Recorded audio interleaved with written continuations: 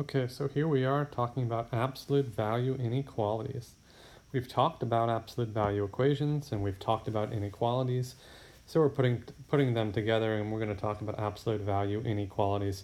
Can seem complicated at first, but I think if you give it a few tries, follow the rules carefully, I think you'll be all set. So let's take a look at this simple inequality. The absolute value of x is less than or equal to 3. So let's just think about it logically for a second. A value is less than or equal to 3. Well, what are some values where the absolute value would be equal to 3? Well, let's start with positive 3 and fill that in our number line. Would a number like 2 be the solution to the inequality? Sure, absolutely. What about 1? What about 0? As you can see, all those values less than positive 3 are going to be, the absolute value is going to be less than or equal to 3. However, what would happen if the absolute value of x was negative 4? Would the absolute value of negative 4 be less than 3? No, it wouldn't. What's the smallest value that x can take such that this inequality would be true? Well, it would have to be negative 3. Right? So when we think about our answers to the absolute value of x is less than or equal to negative 3, our answers are going to lie in between negative 3 and positive 3. Okay, and hopefully that makes some kind of logical sense to you. Okay, and if we wrote this out using mathematical notation, we can say that x is less than or equal to positive 3. Notice this is and what does x have to be? It has to be greater than or equal to negative 3. Okay, or if we write it in interval notation, we would say the solution is negative 3, comma 3 with the hard brackets. Really important rule I want to underline here, okay? When x, or when the absolute value of x is less than some number, okay, so when it's less, when the absolute value is less, then it becomes an and expression. And if you remember and, it has to be true for both. So notice here that x is less than or equal to 3, but at the same time it has to be greater than or equal to negative 3. Okay? Now when solving these inequalities, remember, just like we did in equations, you must isolate the absolute value expression first before you do anything else. Okay? Isolate that expression. So let's take a look at the absolute value of x. Okay? Minus 6 is less than 1. Okay? Just like in equations, we're going to isolate that absolute value. So the absolute value of x is less than 7.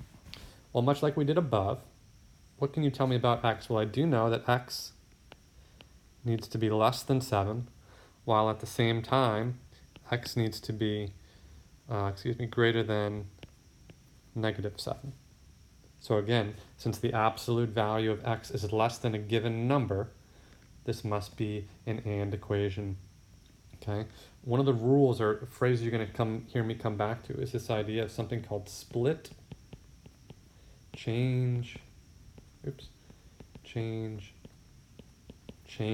does split, change mean? Oh, I wrote split again. Excuse me. Okay, if we erase that. Okay, split, change. Okay, it means we're going to split the inequality into two pieces like I did, and then we're going to change the absolute value, the inequality sign, and we're also going to change the sign on the number. Okay, so let's take a look at this. From x is less than 7 to over here, we flip the absolute value sign. So before it was less than 7, now x has to be greater than a number, and we also flipped the sign on the 7. So split, change, split it into 2, okay? Then flip both the absolute value, flip the inequality sign direction and also flip the sign on the number, okay? So using interval notation, how would we express the answer? We would say that x must be greater than negative 7, but at the same time less than 7. So negative 7 to 7 with the soft brackets. Okay, we have this next problem. Absolute value of 2x minus 4. Okay, minus 1 is less than 8. I encourage you to pause the video and try to solve it on your own. Okay, now that hopefully you've paused it and given it a shot on your own, let's run through it here real quick. Okay, we're going to isolate that absolute value expression. absolute value of 2x minus 4 is less than 9.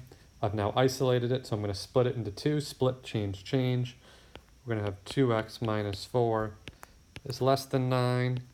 And, don't forget the ands, 2x minus 4 is greater than negative 9. Sorry, this should have been of 9 here. Right, there's a 9. Sorry. Should have been a 9. If we're going to solve it, add 4 to both sides. 2x is less than 13. X is less than 13 over 12. Same thing here. 2x is greater than negative 5, or x is greater than negative 5 over 2. When we think about interval notation, make sure you express interval notation with the smallest number first. So negative 5 over 2 is smaller. So we're going to do negative 5 over 2, comma, 13 over 2. Both soft brackets. That looks like it's hard brackets, so let's fix that. Okay, soft bracket. Negative 5 over 2 to 13 over 2. Okay, so this were a couple of examples where the absolute value sign, or excuse me, the inequality sign, no, the absolute value is less than a given number. But now let's take a look, if we go to the next page, where the absolute value of x is greater than some number, or greater than or equal to in this case. Both result in the same answer. So notice it was going the other way last time, now it's going, okay, in this direction. So let's think of values where that would be true. Well, 3 would clearly be an answer. 4, 5, 6, 7, all of those would be answers. So any of those numbers in this direction are going to result in positive or in true answers. And then numbers like negative 3, negative 4, negative 5, and so on are going to result in correct answers as well. So we're going to have numbers like this. So written out in mathematical notation, x needs to be greater than or equal to positive 3, or, okay, if it's not greater than or equal to positive 3, if it's less than or equal to negative 3, okay, those would be solutions. So notice what happens when the absolute value is greater than a given number. We actually have an or statement. So if we express this in interval notation, we would have negative infinity to negative 3, hard bracket, u, don't forget the u, 3 to infinity. And as I said before, really critical, okay, when the absolute value of x is greater than a number, it becomes an or expression. Really important, okay, to understand the difference between those two.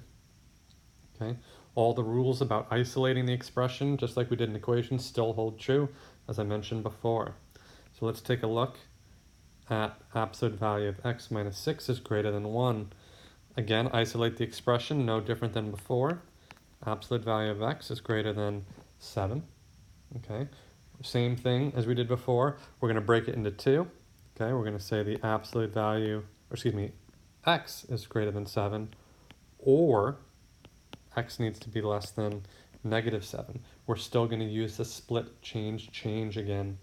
Okay, but notice it's an or, so the way we would write this one, again starting with the smallest number, negative infinity to negative 7, soft bracket u, 7 to infinity. Okay, we now have the same problem we did before, but notice that the sign changed, the inequality sign. So again, I encourage you, take a minute, pause the video, try it for yourself, and then check back in here to see if we agree on the same answer. Okay, you're back. We're going to do the same thing we did before. 2x minus 4 is greater than 9 and not 7. 9.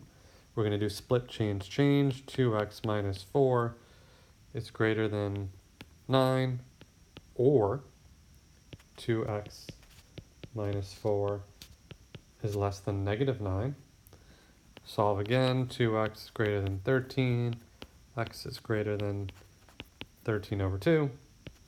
2x is less than negative 5. X is less than negative 5 over 2. If we write this out using interval notation, we would say negative infinity to negative 5 over 2, soft bracket, u, 13 over 2 to infinity. Okay? So that is absolute value inequalities. Can be a little bit tricky at first. We'll look at some trickier ones tomorrow, but those are the basics. If you can get the rules down as to when it's an and or when it's an or, and we talked last week, I said always split up the inequalities. It will make your life easier. Here's a case where splitting them up. You must split them up, okay? So again, feel free to rewind and go back to any part if you have any questions or want to see it again. Otherwise, we'll talk to you tomorrow.